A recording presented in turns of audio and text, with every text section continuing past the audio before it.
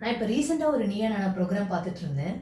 Even though it is a scripted program. இன்னைக்கு சமுதாயத்தில் நடக்கிற பிரச்சனையை அழகாக பிரதிபலிக்கிற ஒரு ப்ரோக்ராமில் நான் ரொம்ப ரசித்து பார்க்குற ஒன்று. நான் பார்த்த எபிசோட் வந்து ஜென்ஸி இந்த பக்கம் இருக்காங்க எம்ப்ளாயீஸு, இந்த பக்கம் அவங்களோட மேலதிகாரிகள், HR manager, project manager, founders, CEOs, அவங்களாம் ரெக்ரூட்டர்ஸ் அவங்களாம் இருக்காங்க. விவாதம் ரொம்ப காரசாரமாக போய்கிட்டு இருந்துச்சு. ஒரு டென்னிஸ் மேட்ச் பார்க்குற மாதிரி இப்படி இப்படி பார்த்துட்டு கடைசியில் ஆனால் எனக்கு யாரையுமே சப்போர்ட் பண்ணணும்னு தோணலை.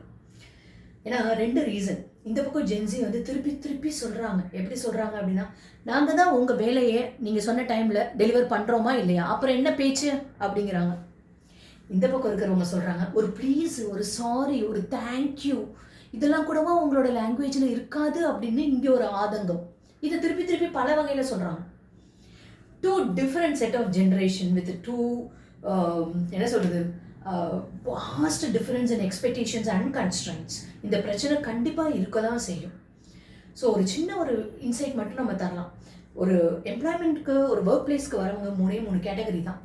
ஒரு category they just come for fun அப்படின்னு சொல்லிட்டு அந்த புல்லீஸாக இயங்குற ஒரு கேட்டகரி. இன்னொரு கேட்டகரி இங்கே வேலை செஞ்சால் தான் கண்டிப்பாக அவங்க வீட்டில் அடுப்பு எரியும். ஸோ அவங்களும் ஒரு இடத்துல ஒரு பார்ட் ஆஃப் அந்த புள்ளியோட கேங்கில் இணையிற மாதிரி ஆகிடும். ஸோ அந்த செட் ஆஃப் பீப்புள். இதுக்கு நடுவில் ஒரு செட் ஆஃப் பீப்புள் இருக்காங்க.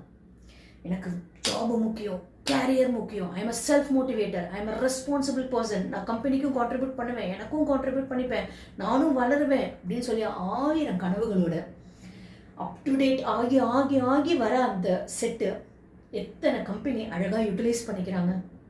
ஏன்னா இந்த செட்டில் தான் நிறைய எம்ப்ளாயி டேர்ன் ஓவர் நடக்குது. ஏன்னா அவங்களால கண்டிப்பாக இந்த 2 செட்டுக்கு நடுவில் பிதுங்கிலாம் அவங்களால டார்ச்சர் அனுபவிக்க முடியாது. அவங்களுக்கு ஒர்க் பண்ண மட்டும்தான் தெரியும்.